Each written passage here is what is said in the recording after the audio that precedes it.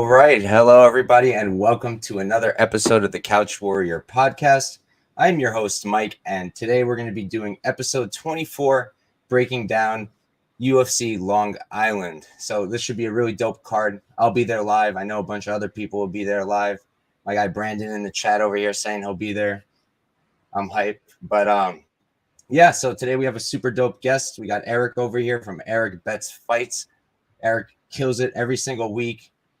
Love this guy. He called a sick Chase Sherman round 3 KO last week. Unfortunately, didn't play it, but that's my kind of bet. So I love that stuff. But Eric, why don't you introduce yourself, brother? Yeah, how's it going, everybody? I'm Eric with Eric Bets Fights. Yeah, you can find me on Twitter and Instagram at Eric Bets Fights. And yeah, I've been a long time MMA fan, most of my life actually, since like the 90s. I've been betting MMA like casually for probably 10, 15 years, and then just started to get kind of more serious about this late 2021. So long-time MMA fan, long-time MMA gambler, not long-time, like, hopefully good MMA gambler. So all right, awesome. So real quick, we'll do what we usually do. I'll recap my card last week, how I did, and then Eric will do the same, and then we'll get right into this one for UFC Long Island. So last week, I squeaked out a victory with 2.67 units. We did our best work with the straight picks. Cashed Kai Barallo, 3.5 units. Missed on Rafael Dos Anjos. Beautiful performance by Fazeev. Ricky Tercios missed that with 1 unit. Me and Eric were just talking about that before the show. Tercios was just punching the air the entire fight. Then I had 1.1 units on Kennedy Nchukwu, who pulled up with his D1 singlet on. That was crazy. And then Kakramanov, I had 2 units on him as well. That was a nice cash. I thought he looked fantastic, and I am very excited to have him in the division. And then we had a bunch of parlays, props, nothing really worth mentioning. Let's see, the Onama under 2.5, I hit that, but I missed on the Onama KO. It's so whacked, too, because I was, like, thinking about the sub, thinking about it, and I was like, Mike, don't overthink it. He's got heavy hands. He's going to knock this dude out. And, of course, he gets the sub. But hindsight's 2020. So that was my week, squeaked by with 2.67 units and hoping for a bit cleaner of a victory this week. How about you, Eric? How'd you do? yeah, I did pretty well. I had a winning card as well. I came out 3.23 units up.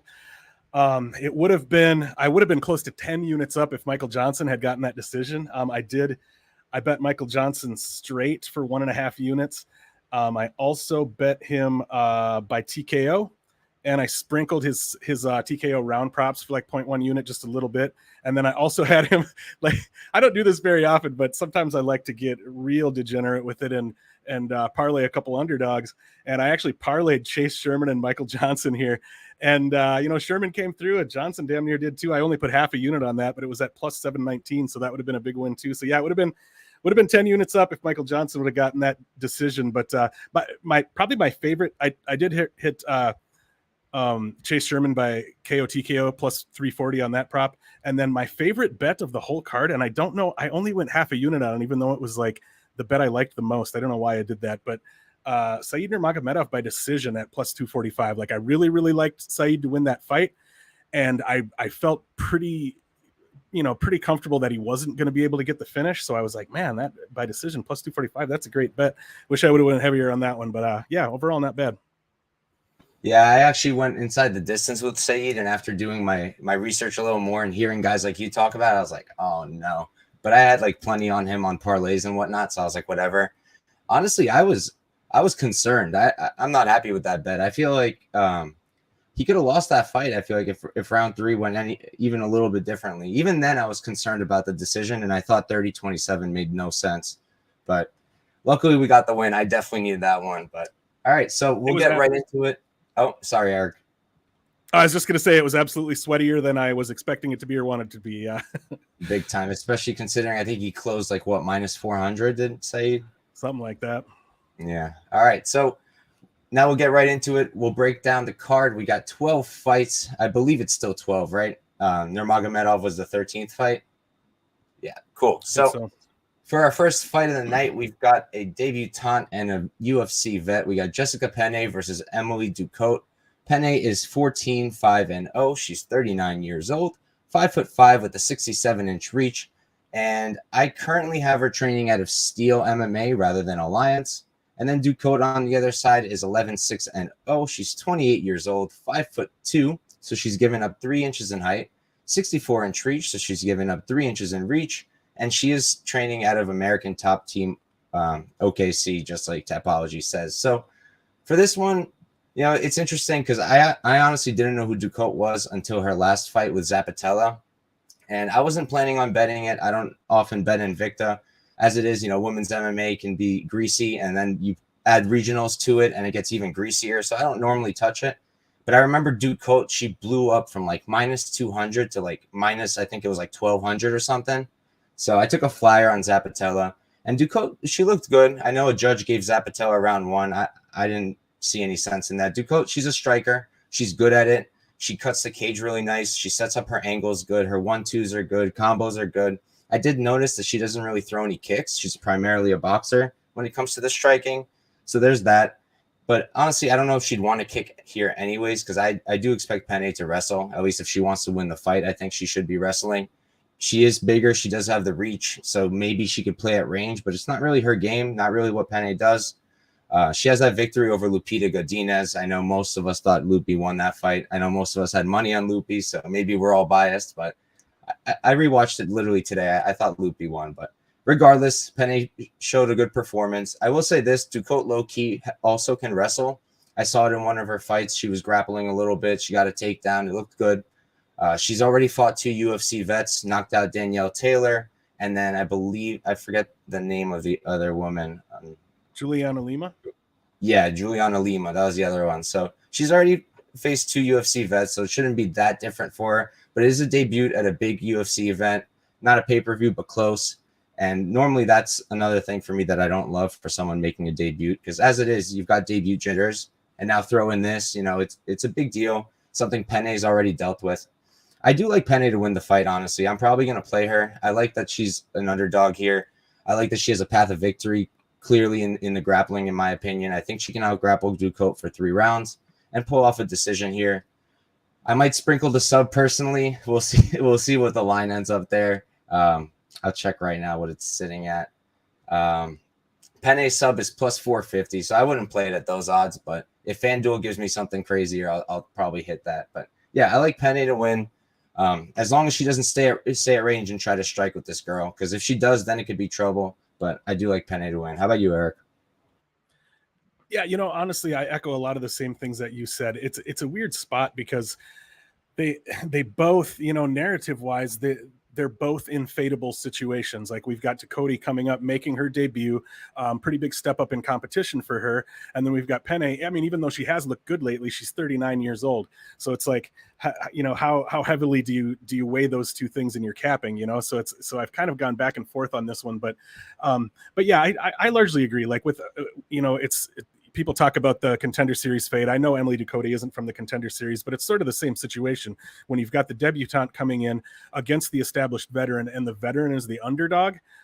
Betting that veteran has tended to work out pretty well for people who've used that angle, I think. So that's something that could come through here. But yeah, I also didn't really know who Emily Ducote was before doing the tape. And then when I got to her Danielle Taylor fight, I was like, oh, I remember this, because that was a super like viral knockout. Like I remember seeing that video and stuff. I just didn't realize that it was her. I was like, okay, yeah, I remember that.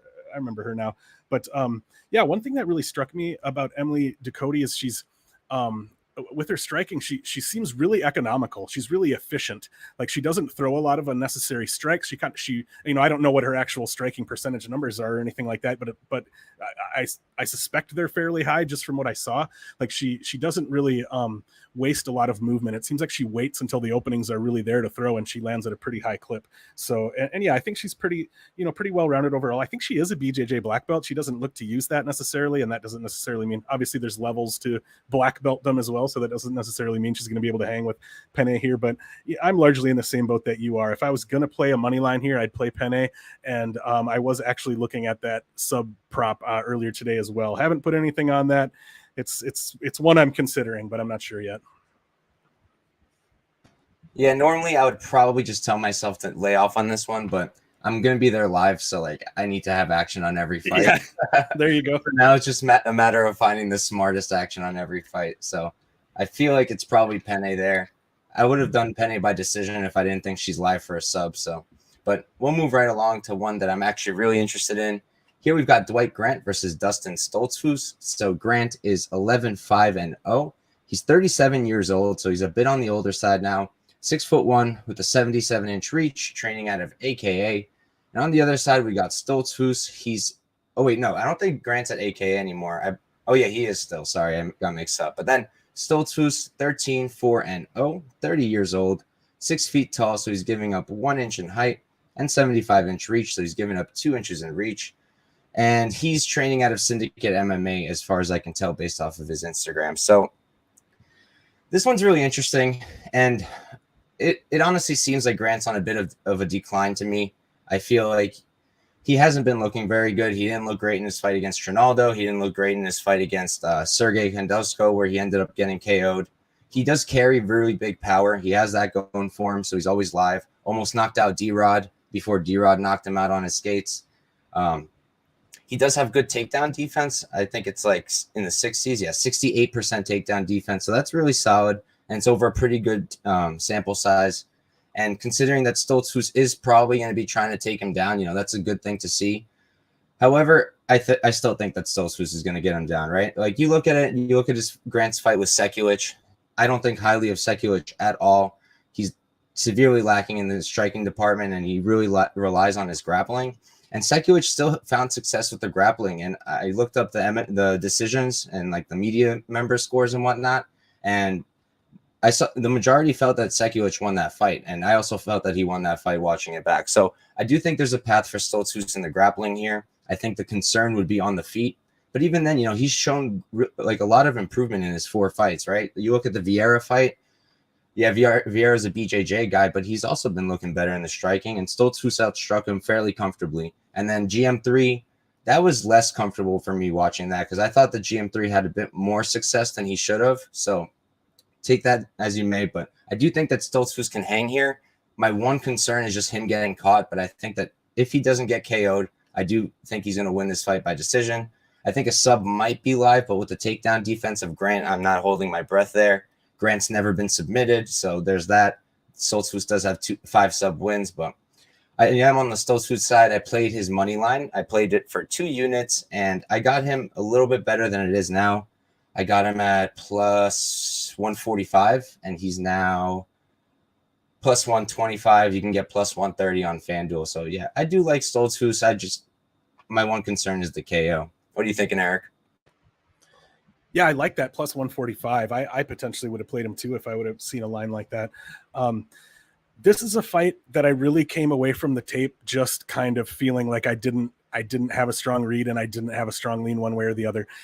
Basically, my overarching read on this was I like Stolzfus here if he really looks to push the grappling, but I just wasn't sure how much I trusted him to do that. But yeah, overall, and you mentioned his striking. I do have concerns about that. He does. I guess he doesn't necessarily do it often, but there are definitely moments where he seems to get kind of caught up in the chaos a little bit, and he'll kind of get wild with big hooks and kind of with his chin in the air, like I think that there's a little bit of liability there potentially. Yeah, I don't have much else to add. It's kind of a I'll probably be saying this numerous times today, where I hate to go so black and white as to call a fight like a striker versus grappler matchup, but I'm seeing this a little bit like that. I would like Stolzfus to win the fight if I fully trusted that he was going to push the grappling. I just don't know that I trust him to do that. But if I was going to play somebody here, especially at that line that you got Stolzfus at, that's probably where I'd be looking at it too. Yeah, it did help me to see Stolzfus grappling with GM3, like to see him wrestling. So clearly that was in the game plan. But then at the same time, it was like, does that show a bad fight IQ that he was grappling with GM3? Right. Because look how that ended up, right? So right, you can take it one of 2 ways. But yeah, I do like Stolzfus, but I agree there's definitely a defensive liability there. But this is one that Twitter's pretty split on, as far as I could tell. Jung is a very popular dog, but here we've got Dustin Jacoby versus Jung. Jacoby is 17-5-1. He's 34 years old, 6'3" with a 78-inch reach, and he is still training at Factory X Muay Thai, I believe. Yeah, that's what I still have on my notes. And then Don Jung is 15-2-1, 28 years old, so he's 6 years younger, 6'4", so he's got a 1-inch height advantage, and he's got a 78.5-inch reach. So let's call it a 1-inch reach advantage, training out of Korean top team. So I taped this one a little bit late, and already the line on Jung was starting to come down, and I was like, all right, did I miss out? Let me see what everybody's talking about. Everybody's loving on Jung, and honestly, I can't get there. I can't get to the dog. For me, like, I was watching it, right? And Jung has grappling that he can rely on. Sometimes he did it against William Knight. But first off, I don't think very highly of William Knight. I never did. He's purely a muscle guy. Muscle got him to where he is. So to me, that doesn't mean all that much. Jacoby, 58% takedown defense, not the best. But then you look at his Ion Cutelaba fight, right? He made Cutelaba work for every takedown. He got up, made him work, exhausted him, and then beat him for 2 rounds and got the draw, right? So I do think Jacoby's got the takedown defense he needs. And then in terms of the striking, Jung is really good. He does carry a lot of power, and he's young and improving. But he's so flat-footed. Like, he literally doesn't move at all. Like, he'll just stand flat-footed in front of his opponents and look for the strikes and try to find his spots. That works against guys like Sam Alvey. Even then, not so much. Got the draw there. Works against guys like, who was it? Blanking right now. I'll pull it up real quick. Kenny Nchukwu, he knocked out. But even then, that was quick, right? That was 3 minutes.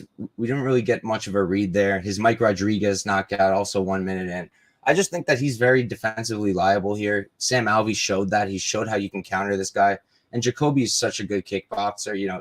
Yeah, he fought in Glory MMA. Glory kickboxing.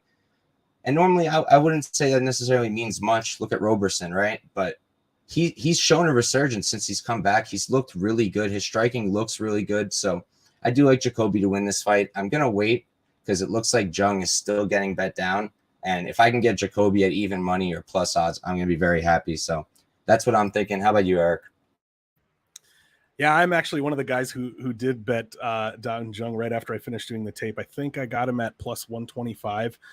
Admittedly, it's a spot where I'm not super confident in Jung to win. But after finishing the tape, I was willing to cap him as like a slight favorite. And then I was expecting him to be favored because, I do the method where I run the tape without knowing the odds. And then when I pulled up the odds and saw that he was a dog, I was like, oh man, I don't know if you saw my Twitter post about this. I posted on Twitter, like, all right, what would you all do in this situation? Because I was like, I feel like I need to make like a pretty big bet here. If I was expecting a guy to be favored like a decent amount and he's a dog, like, how much do I want to trust that read? And yeah, so it's like, I'm still new enough to taking betting seriously that I'm still like developing my process and figuring out how to attack spots and things like that. So I did bet Jung here. The more I've heard other people talk about the fight, the more I'm starting to have concerns about that bet, but I did it and there it is. But, because it was largely based on, okay, so he took down William Knight 8 times on 9 attempts in that fight. And other than that, though, I think he's only shot 4 takedowns total in the UFC, other than those 9 that he attempted against Knight. So at first I was like, well, that means we can't even necessarily trust him to go to the wrestling. But then I was like, well, but he clearly chose to do it in that fight because he knows, what's William Knight's path to victory? Like you said, the guy's just a big ball of muscle who can land a huge shot on you. And he was like, well, I'm not going to stick around and let that happen. So I was thinking like, well, he's going in there against a former Glory kickboxer. Maybe he's going to treat it the same way. Maybe he's going to be like, all right, well, I need to wrestle here. And, even if it does turn into a striking match, obviously, Jacoby's the more credentialed kickboxer, but Jung handles himself pretty well there. He's got pretty big power, but yeah, admittedly, I am relying on a more of a grapple heavy approach for him to come through on that. So like I said, I don't love the bet as much anymore as I did when I made it, but fingers crossed it's in there.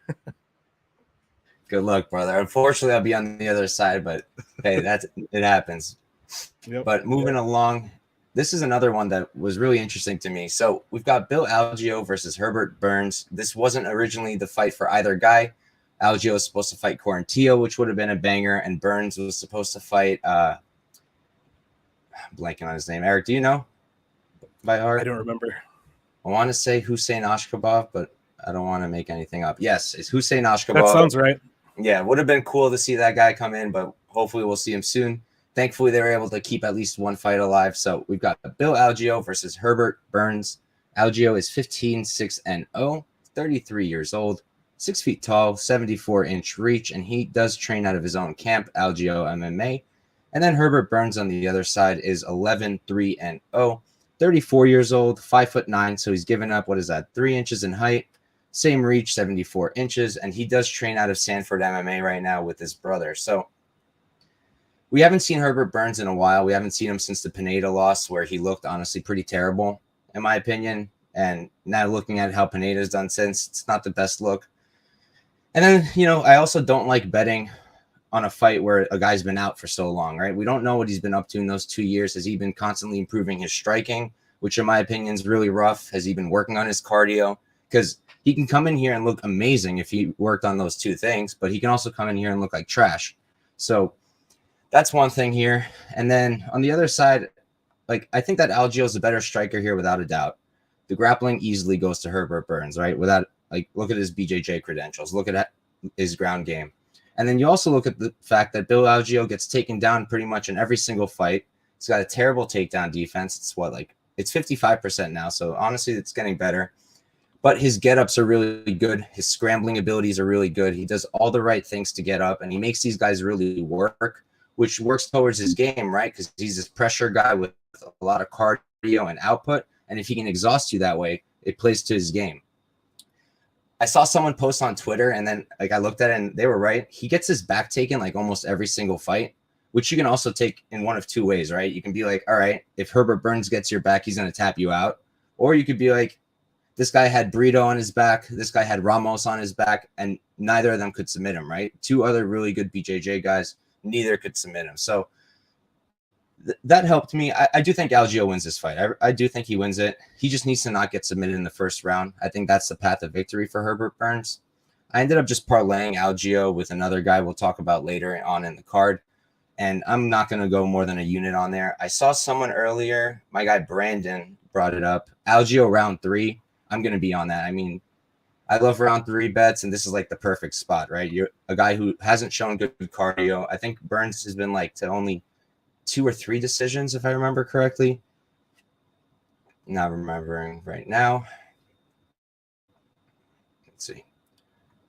I know that out of all his finishes, he's only gotten 1 round 2 finish. Everything else was in round 1. And then in terms of decisions, he's been to 4 of them, none in the UFC. And then he lost 2, and then he won 2 of them earlier in his career. So definitely not a good look there. I do think Algeo can finish him late.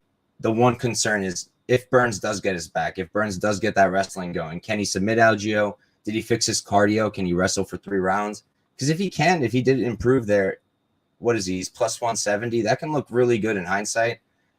Now Algeo's minus 200. I kind of hate that, to be honest. You can still get minus 180 on FanDuel.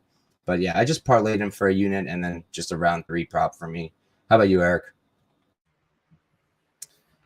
Yeah, the lines are getting to a spot now where if I was gonna bet it, I'd potentially be looking to the Burns side. But like you brought up, there's question marks surrounding this fight that make it pretty difficult to have a really strong read, I think. And these guys both they're both fighters whose games can kind of fall apart to varying degrees as the fight goes on. So it's hard to trust what they're going to look like if the fight goes later. I mean, Algeo is a guy who he definitely, he pushes through and he continues to fight hard for the rest of the fight, but he slows down a lot. There's not a whole lot of sting left on his punches as the fight goes later. His punches come a lot slower and that sort of thing, but he still fights hard. And Burns is a guy that, I feel like when he meets resistance, he can start to doubt himself and start to fall apart. And no matter how much you believe in Bill Algeo's game, he's a guy who's going to give you resistance, right? I mean, he's a guy he's tough, he's scrappy, he's there, he's gonna fight back, he's gonna give it his all. So so this is another one where I kind of just went back and forth. I'm like, skill wise early on, like you said, Algeo gets taken down damn near every time somebody tries to take him down, we saw Ricardo Ramos was able to take him down 8 times in that fight, and he was using those kind of trip and reap takedowns a lot, and Herbert Burns uses those same takedowns. I do think he'll be able to get Algeo down, but some of the same concerns like you had. Algeo's good at getting up. He's had good submission grapplers, put him in difficult positions already and gotten out of them. So it's kind of tough to trust Burns here. But it's a spot where, the way the line's been moving, Burns is at plus 170 now. I'm still not quite willing to take the shot there, but if that number continues to get better, I would maybe start to consider a shot on Burns. But it's just a fight where I don't know how much I trust either guy in this spot, so it just feels like a stay away to me. Yeah, I mean, if it keeps climbing, I can't blame anybody for getting on Burns. Even at plus 170, I don't think I could blame anyone. Personally, I think if I did take Burns, I'd probably look for like the decision no action prop, because I do think that if we go to the decision, I feel like Algeo wins it most times, but should be a good one. Hyped to see it, but we'll move on.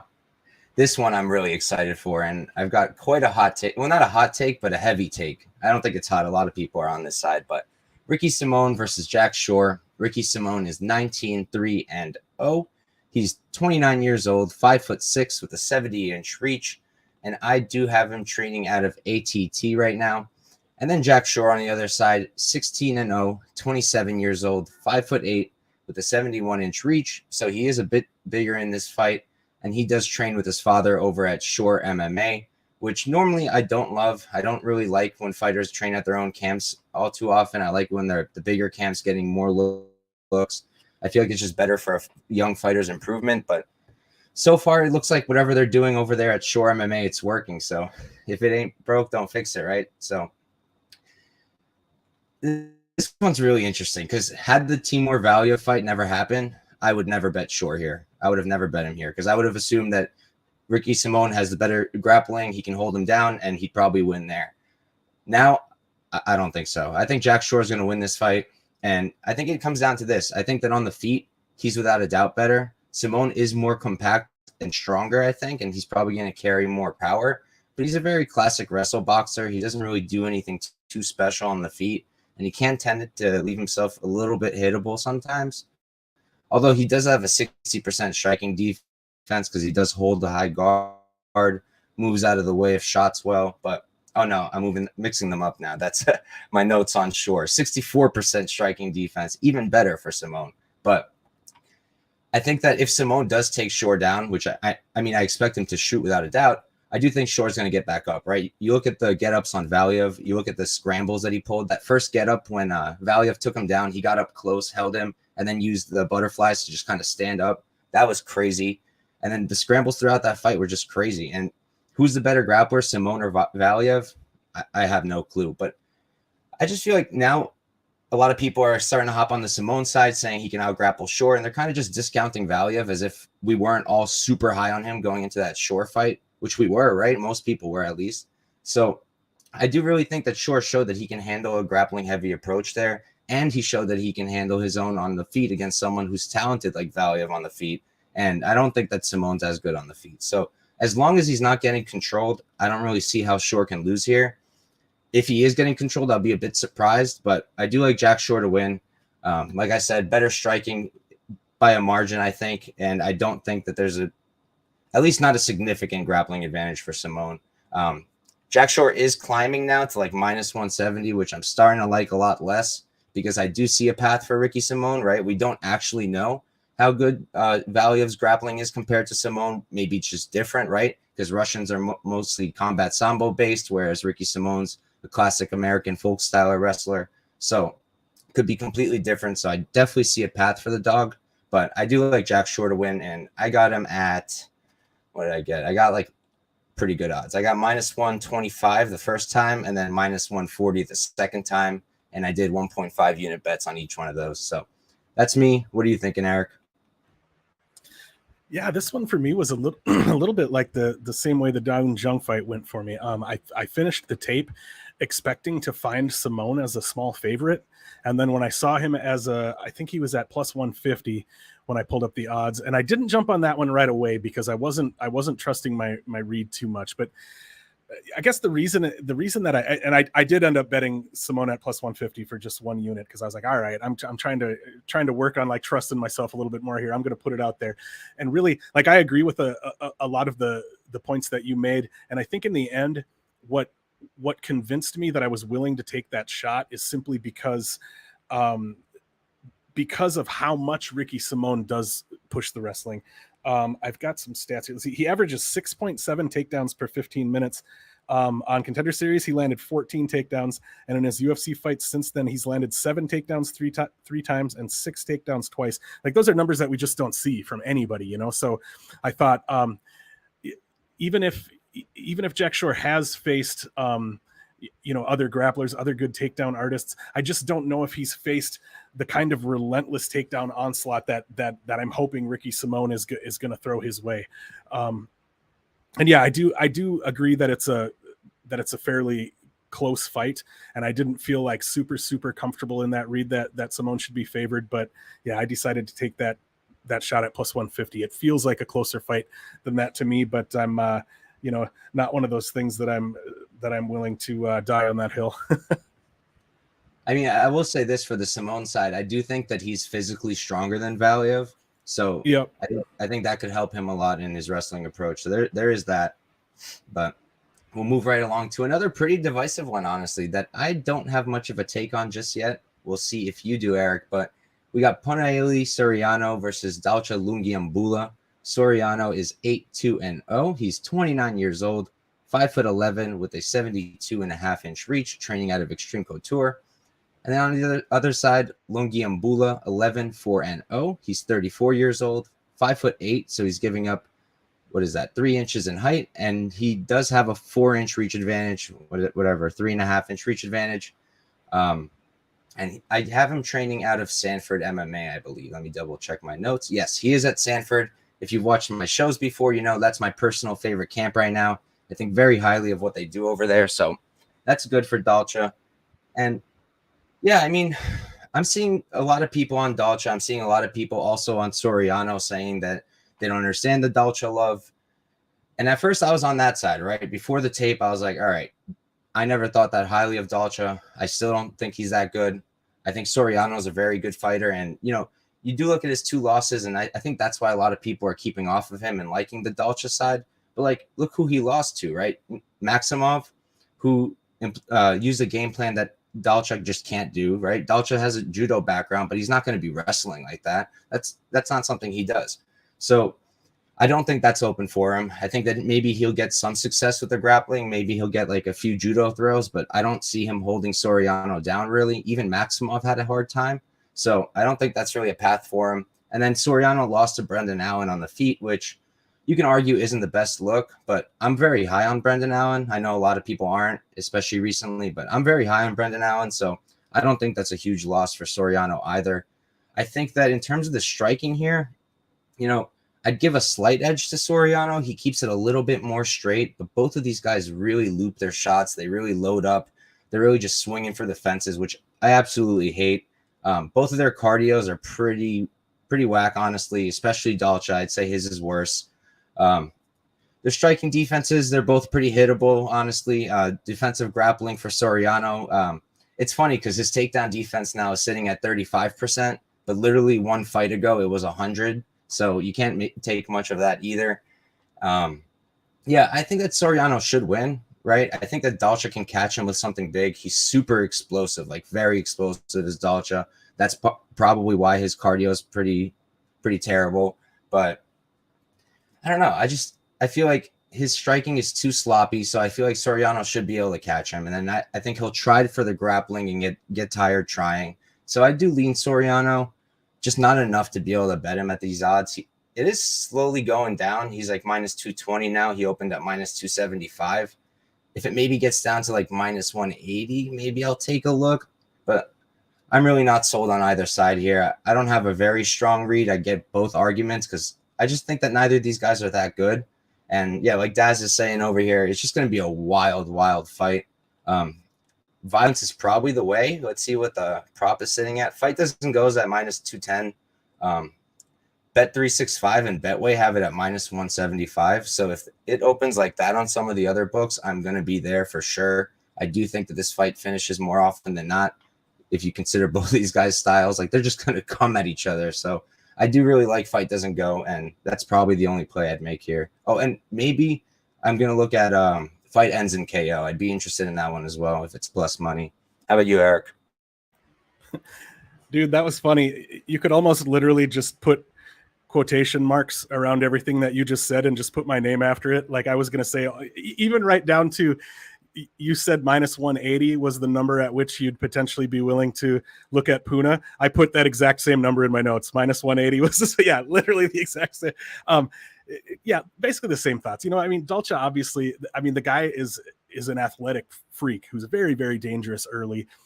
And a lot of times I think, I just don't think he has a very deep MMA game. And a lot of times I think that can partially be attributed to someone who is just a freak athlete. Like the example I use is like a super strong guy training in BJJ, right? Like somebody who's able to muscle techniques sometimes. And so therefore they sometimes don't even have to learn the real intricacies of the technique because they're able to just use muscle. It's kind of like that. Like Dalchaa has never really had to learn a super deep, tight technical MMA game because he just relies on his physicality and his explosiveness, which is effective for a short while. And then he kind of falls off, like you said. But overall, he's got his judo, but he can get takedowns, but he can't really keep anybody down. And I don't, Dalcha's a guy whose game falls apart a little bit when he can't dictate the pace and where the fight is taking place. I think he's a guy who can kind of fall apart when things aren't going his way. And barring Dalchaa just finding a big KO, because there's going to be moments where these guys are just swinging for the fences most likely, and Dalchaa catching Puna's chin. I mean, Puna's tough, he can take a shot, but I mean, that's certainly not out of the question. But for the most part, besides Dalchaa finding that one big moment, I see this as a fight where Puna's likely going to be able, especially as Dalchaa tires later in the fight, Puna should be able to slow things down a little bit and control where the fight takes place. And I do like Puna to win here. I don't like the number. Like you said, I was potentially willing to start considering something around minus 180, but it's just a total stay away from me. I'm just going to sit back and watch the crazy dudes get wild and try to knock each other out. Yeah, this is honestly like the perfect fight not to bet because you can still have a great time just watching this one. They're going to be out there trying to kill each other. But yep. Here's one that's maybe a little bit less interesting, but we got to break it down nonetheless. We've got Lauren Murphy versus Miesha Tate. Murphy is 15-5-0. She's 38 years old. She's actually older here, which surprised me, but guess so. She's 5'5", and she has a 68-inch reach. And I do believe she's training out of Elevation Fight Team right now, at least based off of her Instagram. And if that's true, I really, really like that for her, especially for this fight. And then Tate on the other side, 19-8-0. She's 35 years old, 5'6", so she's got 1 inch of height, and she's got a 7-inch reach, so giving up 1 inch in reach, and she's training out of Jackson Wink. So this one's interesting because first off, Tate is coming down a weight class, right? She was just at bantamweight, she's coming down to flyweight. So how is that going to look, especially with Tate? She's been a little more active now since she's come back, but she was literally retired, so that's always something to think about. And, Lauren Murphy, she was on a winning streak until Shevchenko, but I also feel like that winning streak was a little fraudulent, right? You look at the JJ fight, and I felt like JJ won that fight. I'm sorry, not JJ, Joanna. The Lee fight, right? That's the one where Joe Rogan was freaking out because one of the judges was on his phone and he literally saw him, and then Murphy got a decision that she had no business getting. So, yeah, I remember that. While she did have a really nice winning streak going into the Shevchenko fight, I'd say it was a little questionable. And, I was definitely tempted on the dog here. Murphy has been way more active. She hasn't retired yet. But after looking at it, honestly, for me, it's Tate or pass because I think that the grappling here is going to be open for Tate. She just fought Vieira one fight ago, and Vieira's huge, way bigger than Murphy, way stronger than Murphy. I know that Murphy's strong for this weight class, but again, Tate's coming down, right? She's used to much stronger women. She's fought women like Ronda Rousey, women like Amanda Nunes. She's felt that strength. So I'm not that worried about Lauren Murphy out muscling her. So how is Lauren going to take her down, right? Because that's how she usually gets her takedowns. She's not some super talented wrestler. She's just a really, really strong person. I don't think that's really going to be open here. And I feel like if anyone can get a takedown, I feel like it's probably going to be Tate. And then in the striking, I think it's also pretty close, right? I'd say that neither of these women is really like a fantastic striker, but Tate has improved a lot. Her output has improved a lot. Murphy, she does pretty good. Her output is decent, but I just don't see much to love there. Not from either of these women, but I'd say that it's close on the feet, and then I give the grappling edge to Tate. So got to be on the Tate side. I do think she wins, and I'm probably just going to play her decision prop. I saw it's like plus 110. So I think I'm just going to do a half unit or a unit there and just call it a day. I really wanted to bet Murphy, but I don't really see a path here. How about you, Eric? Again, I echo a lot of the very same things that you said. I believe that, Murphy, like, I don't think highly of her skills overall. She's solid everywhere, but she doesn't really have skills in any one area that really like knock your hair back. And, she's just one of those people who's built just kind of a solid all around game. And I do think she relies a lot on just having more physical strength than her opponents. She relies a lot on just being tougher, being grittier, being stronger. And, like you said, that Tate's coming down. That's really the only concern that I have for Miesha Tate here is that weight cut. But I actually like Tate a lot in this fight for a lot of the same reasons that you said. Like I think she's the better fighter probably pretty much everywhere. And I don't know if she's as strong as Murphy. When it comes to strength, we're always just kind of guessing a little bit. I mean, you see things in the cage that kind of make you think somebody's stronger or whatever, but in the end, it's kind of just guessing. I do think Tate is pretty physical and pretty strong, and I think she'll probably be able to stand up to Murphy for the most part in that regard. And like I said, I think more highly of Tate's skills pretty much everywhere. I think she's looked really good since coming back. She's clearly improved on some areas since coming back. After running the tape here, I was capping Tate at like minus 200. And when I pulled up the odds, she was at minus 165. Tate's actually my biggest bet on the card. I put 3 units on her at minus 165, and I expected that line was going to move pretty quickly. And then I think it was later the same day or like a couple hours later or something, I got her at minus 160. And I was like, well, I thought it was going to move the other way. So I put 2 more units down. I've got 5 units on her, which is a really big bet for me. But, considering that I was like, I think she probably wins this fight 2 out of 3 times, if not better. So I did go big. And I think, what is she at now? I think she is at like minus 200 on some. She's like minus 220 in some places now. That's great play. That's a great play. So yeah, I'm feeling really good about that. She's my big bet. It's really kind of a spot where I just, I've been wrong. I've had, confident reads like this and been wrong plenty of times and will be plenty of times more, but it's a spot where I really do just kind of struggle to see where or how Murphy would win this fight. I like Tate quite a bit here. You made me a little more confident myself now too. Minus 165, I would have hammered that too. That's a really good line, man. Good catch. But moving right along, we've got a fight that should be really, really exciting. I mean, I don't really see any way that it can't be. We've got Shane Burgos versus Charles Jourdain. Burgos is 14-3-0, 31 years old, 5'11" with a 75.5-inch reach. And he does still train out of Tiger Schulman's, but he did recently spend some time at Alpha Male with, he was preparing Emmett for Calvin Kattar. So probably got some good looks there. I'm sure it was a great camp for him as well. Just thought Emmett looked pretty good. Thought Kattar won, but I was biased. So what do I know? But I'm sure that helped him. And then Jourdain on the other side is 13-4-1, 26 years old, 5'9". So he's given up 2 inches in height with a 69-inch reach. And wow, I didn't realize that the reach was that different. I'm surprised right now. That's what, 6 inches? That's a big deal.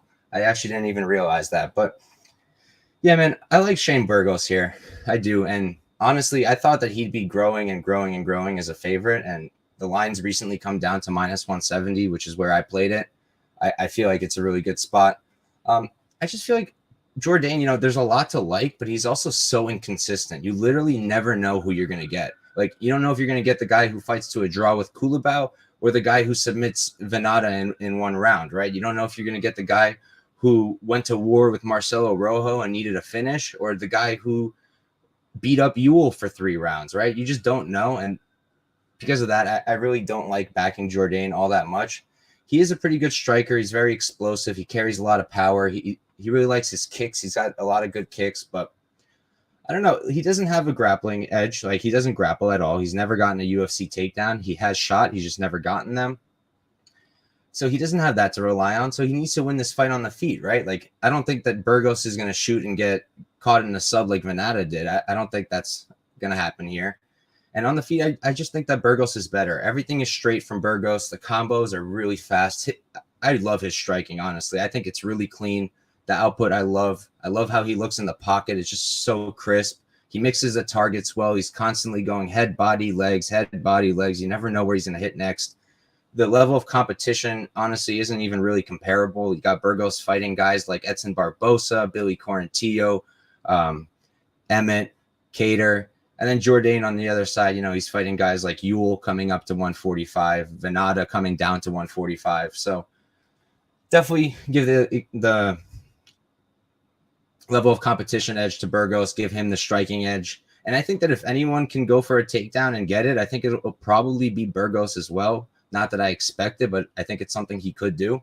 But yeah, I like Burgos to win. I don't expect a finish on either side. I think both these guys are really tough and really durable.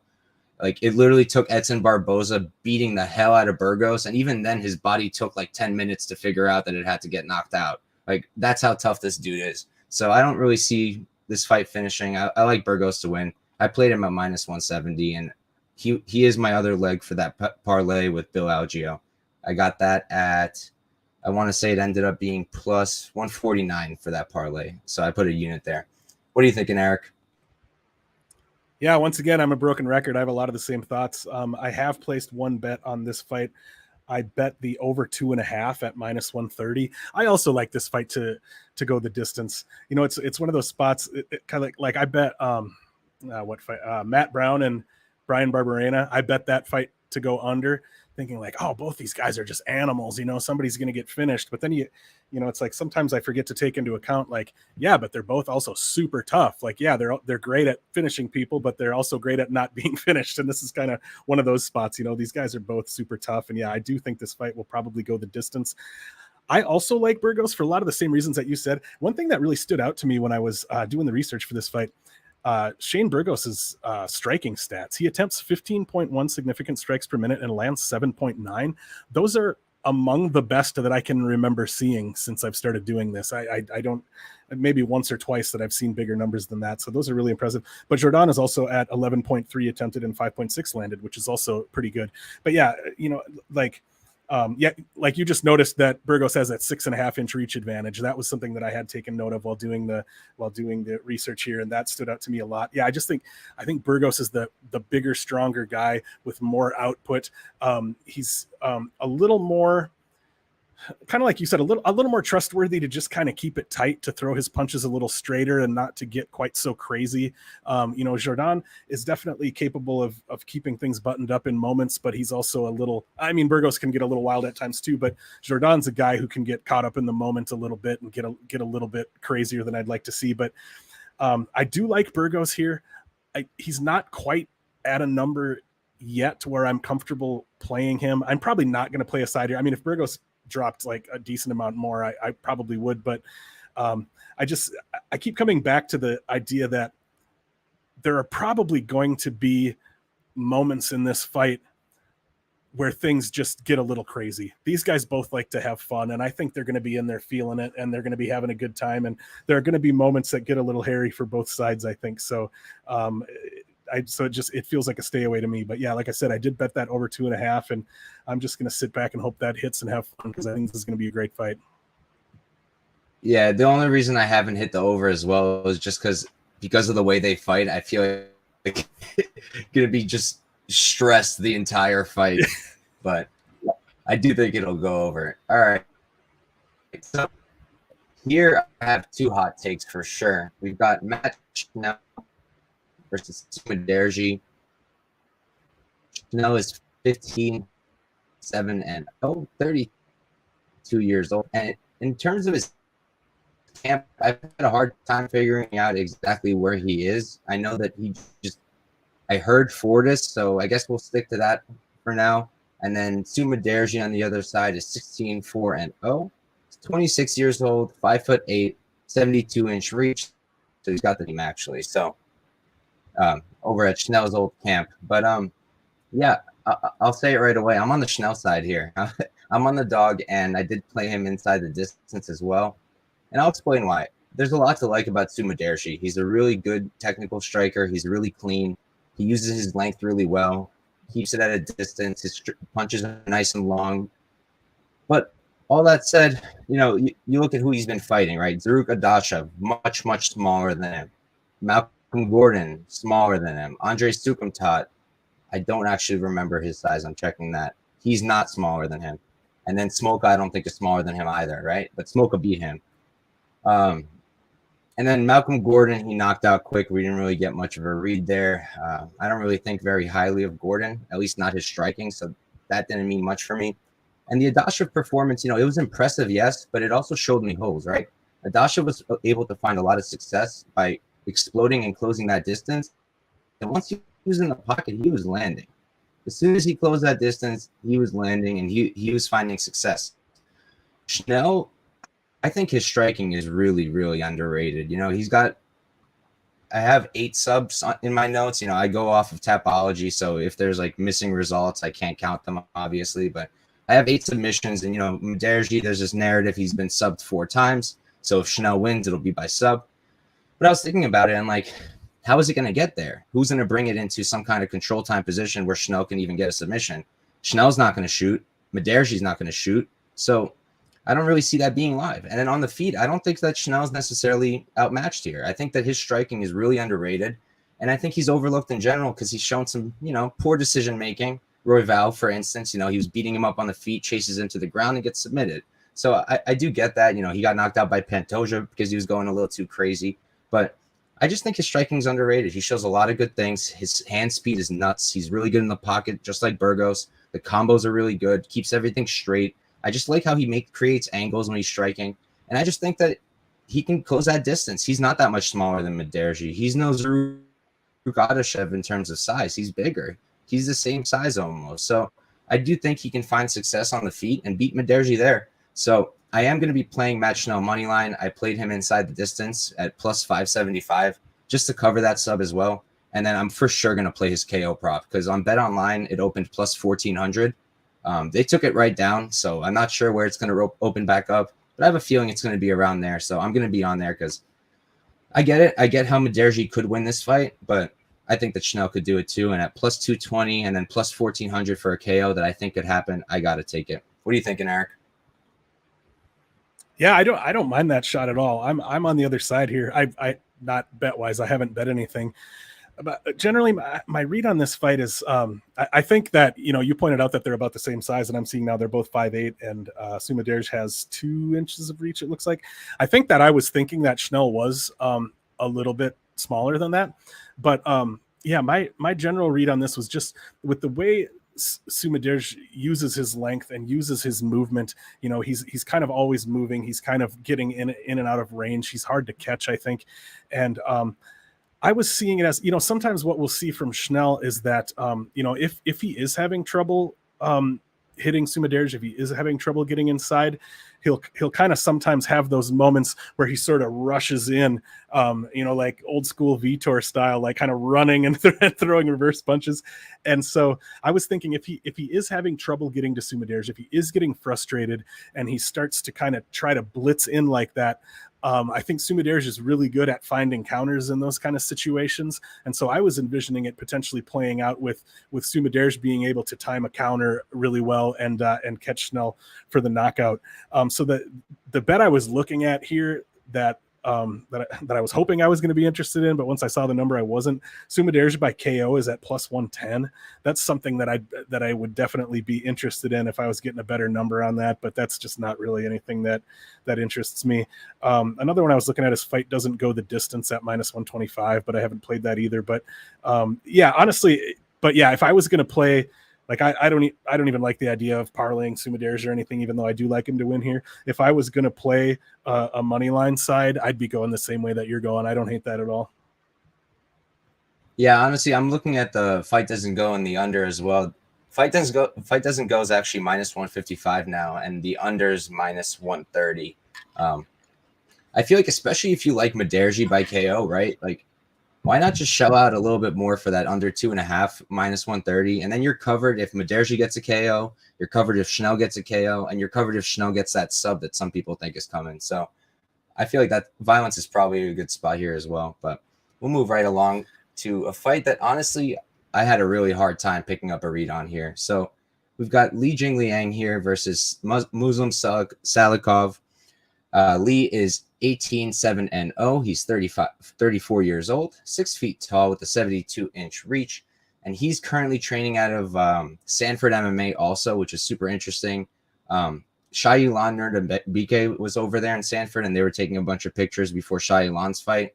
Shai Elan looked a little bit better, so, you know, maybe Lee's also improving over there. I did mention Sanford's my favorite camp. I like what they do there a lot. But on the other side here, Salikhov is 18-2-0. He's 38 years old, so 4 years older, 5'11", so he's just a bit shorter. And he's got a 70-inch reach, so he's giving up 2 inches in reach here. And he's currently training out of American Top Team. So this one was really interesting. I normally back Salikhov.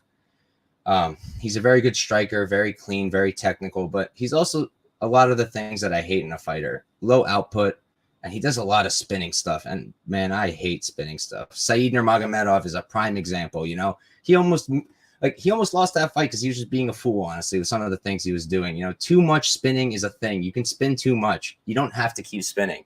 I feel like if Salikhov did less of that and put out just a bit more output with the regular strikes, he'd be even more of a menace than he already is. Yeah, I kind of like Lee here. Kind of like Lee to get a decision. That's my lean. I just think that Lee does more, right? While Salikhov might be a technically better striker, he's definitely more defensively sound than Lee is. I kind of get concerned with some of the things Lee does. I feel like he kind of puts himself out of a position sometimes, which will leave him vulnerable for a counter here.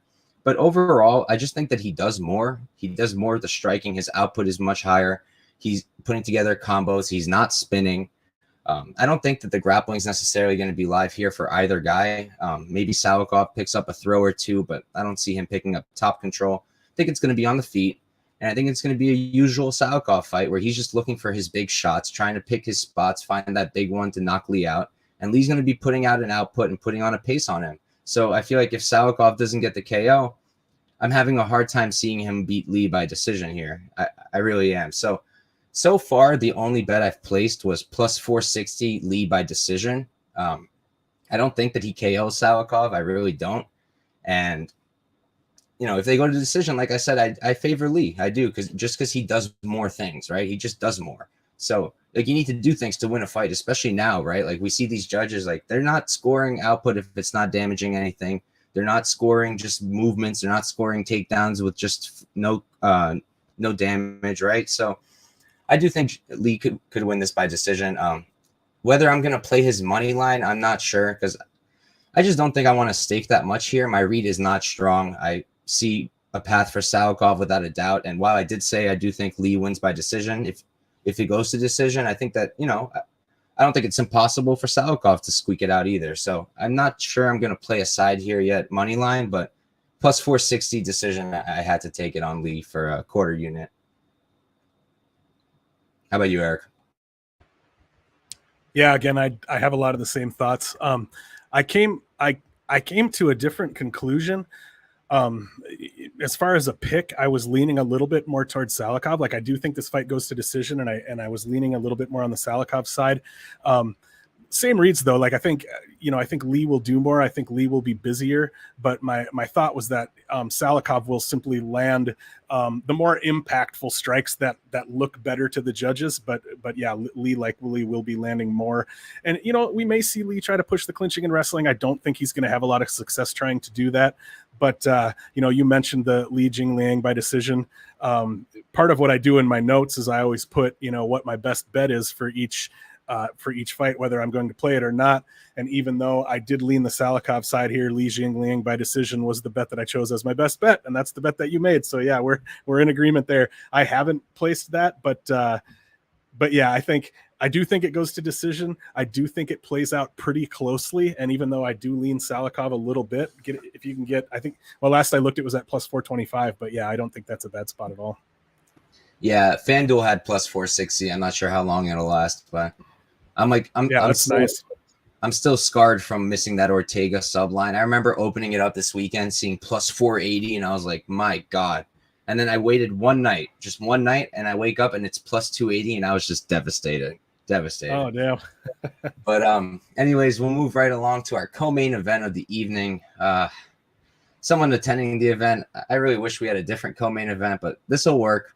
We got Michelle Waterson versus Amanda Lemos. Waterson is 18-9-0, 36 years old, 5'3", 62-inch reach, and she does train out of Jackson Wink MMA. And on the other side, we got Lemos, 11-2-1, 35 years old, 5'4", 65-inch reach. So she's got a 3-inch reach advantage, 1-inch reach advantage, and she trains out of, I don't think it's that's on Tapology. Honestly, I didn't get it. So we're going to go with Morao Brothers team. So for this one, first off, I'll start by saying I think that Angela Hill beat both of these women. So I'll just put that out there. I think she beat Lemos, and I had money on Lemos there. I think she beat Waterson. I had money on Hill there, but I did think both of them lost. You look at Lemos, you look at her record, and realistically, who's she beaten, right? Like, who's she beaten that's really that good other than Angela Hill? Like, that's the best name on her record, right? Before that, you have Montserrat, Lavinia Souza, Inyo Mizuki, Miranda Granger, and then Leslie Smith, who beat her in 2017. But like, you can't take much from that. So like, and the one time she stepped up, Jessica Andrade tapped her out on the feet. So, she hasn't had the best competition.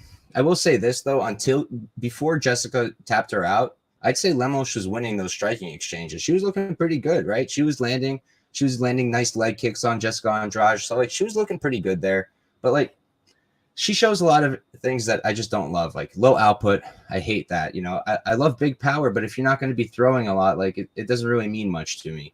Her striking technique is good. Everything's nice and straight. Definitely does good work on the feet, but she's pretty limited. And she's got an 88% takedown defense, but like, what good wrestler has she realistically fought, right? Honestly, you look at her record and like, nobody. She hasn't really fought any good wrestlers. You could argue maybe Miranda Granger, but like, no. Like, Granger tries to wrestle, but she's not a good one. Souza is not really a wrestler either.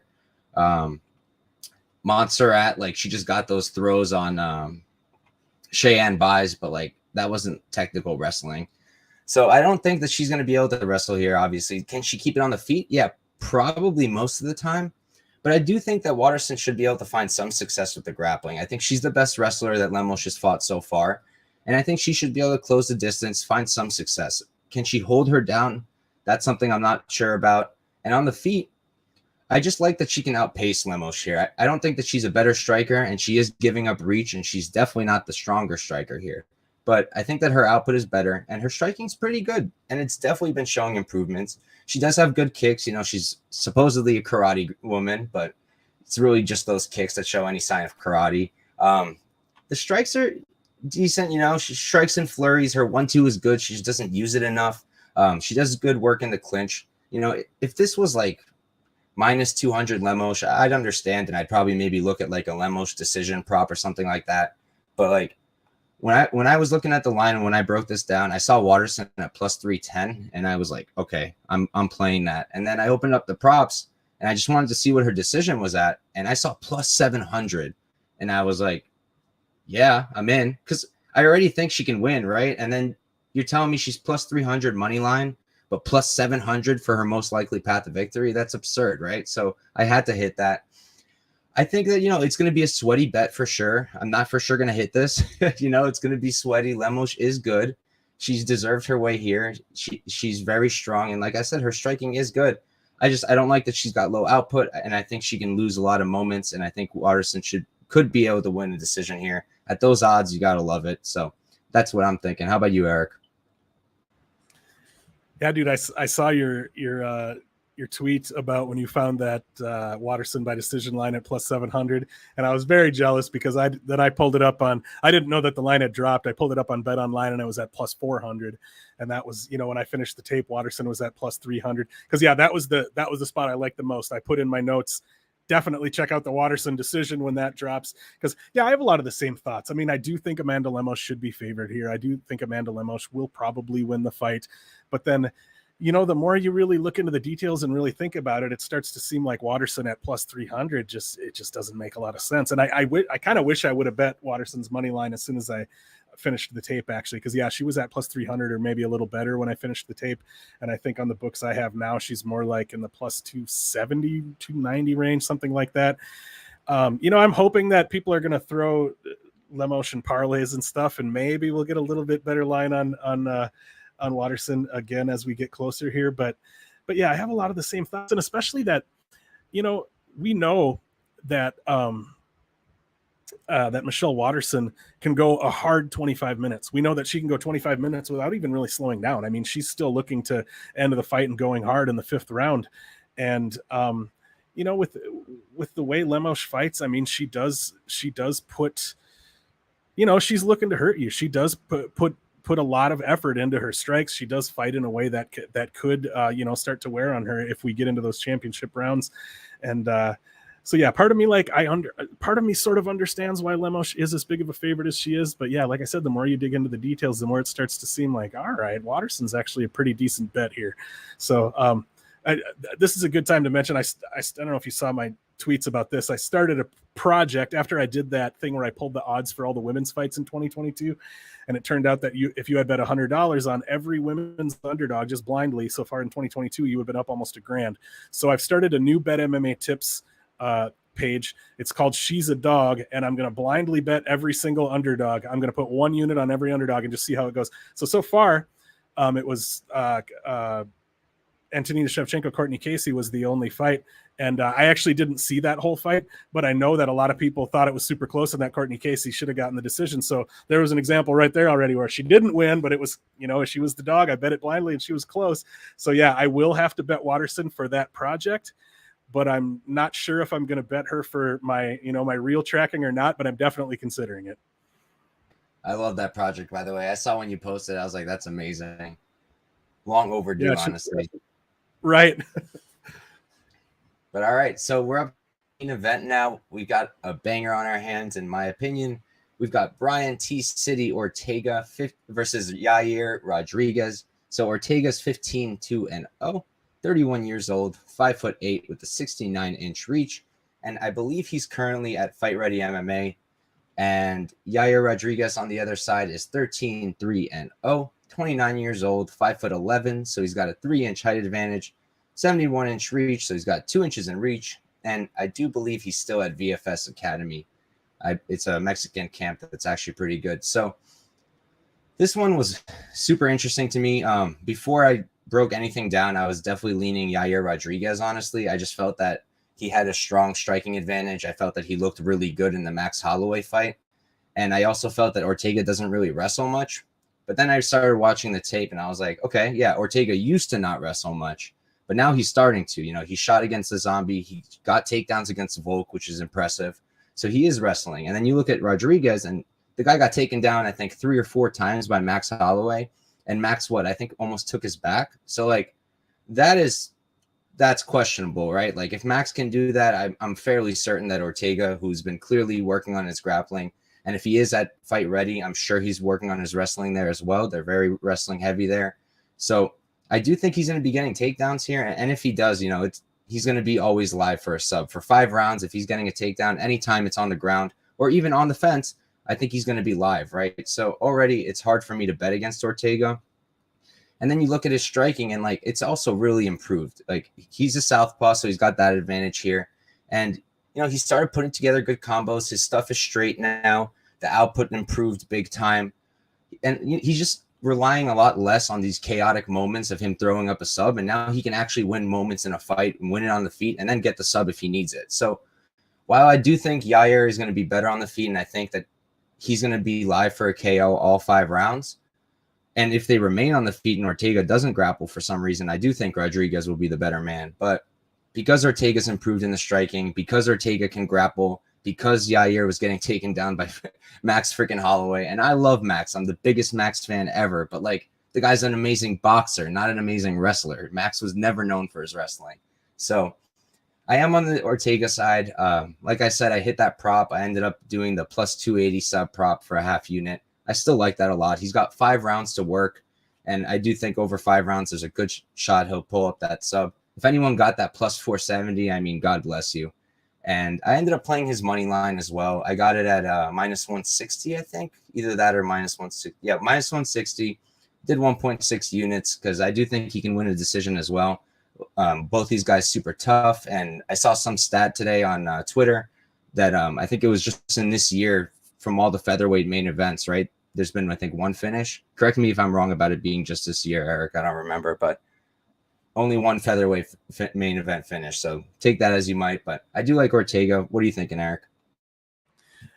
And I think that stat was for like the last 3 years, actually. That featherweight, I think, yeah. But yeah, I'm largely in the same boat. I also bet Ortega. I also got him at -160, and I have Ortega by sub on my notes as my best bet. So yeah, along the same lines, I did something that I used to do a lot, and I do it a lot less now, or I try to anyway. But I actually bet Ortega quite a while back before I did any tape at all. I saw that -160, and before digging into the tape, I like you said you liked Yair quite a bit before digging into the tape. I was the opposite. I was like, man, Ortega seems like a steal at -160 here. I was expecting to see him a bigger favorite than that. And then once I did the tape, I wasn't. But part of the reason I made that bet, we've seen so many, basically every card now, we see at least 1 or 2 fights where somebody who starts out as like a moderate sized favorite just gets blown up. And so if you bet one of those spots really early, you have the option of hedging out for a guaranteed profit later. And that's part of the reason that I took that bet without even, doing the tape, is I was like, I think he's going to be a bigger favorite than that, and I can probably hedge out, but that hasn't played out so far. But yeah, after digging into the tape, I ended up thinking like, man, I'm starting to like Yair here, because I was thinking about before doing the tape, I was thinking about the improvements that Ortega has made to his striking, and he certainly has. But then after running the tape, I was like, yeah, he's made improvements, but I still think Yair's probably going to eat him up on the feet. And then also looking at the stats, let's see, they land the amount that they land is similar. Yair lands half a significant strike more per minute, but Yair is absorbing 4.09 significant strikes per minute, and Ortega is absorbing 6.7. So he's getting hit, over 2.5 more times significantly per minute, which definitely stood out to me. I mean, a lot of that was probably the Volkanovski fight, but yeah, and a lot of the same thoughts that you mentioned, that like, yeah, if it goes to the ground, it should be Ortega all day, right? And largely based on, like you said, I mean, Yair got pretty much dominated on the ground by Max Holloway. So imagine what Ortega is going to be able to do to him. And then it comes down to, is Ortega going to push the wrestling? Can he take Rodriguez down? Obviously, Ortega's wrestling skills are not on par. His ability to get the fight to the ground is nowhere near on par with his ability to be absolutely dominant once the fight is there. So yeah, this is one where I've kind of gone back and forth on it. But yeah, I think I do lean Ortega, but I feel like the line is probably about where it should be right now. So yeah, I don't know, but yeah, I like I said, I did bet that -160, so I already did that whether I like it or not, and I think I like it. And then that I didn't know that sub prop was up as high as plus 480 at one point. It was plus 300 when I pulled it up. I have not hit that, but that's one that I'm definitely looking at. But this fight should be a lot of fun either way, and I do lean Ortega slightly. All right, awesome. I'm glad we're at least on the same side here, because I was a little worried about my Ortega pick. But all right, guys, that's a show. That's UFC Long Island. We got 8 live viewers now, still hanging in with us. Thank you guys all so much for tuning in. We greatly appreciate it. So I'll quickly go over. I've got a few things coming up, a little bit of a scheduling change for the next 2 weeks. So normally my breakdown show is on Tuesdays, but for next week for UFC London and the week after UFC 277, the show will be on Wednesday, and the fantasy show instead will be on Tuesday. And that's just how the scheduling worked out, because we got some dope guests coming on. We had Eric this week, which was awesome. And then we've got Dan Levy from Half the Battle coming on next week, which should be awesome.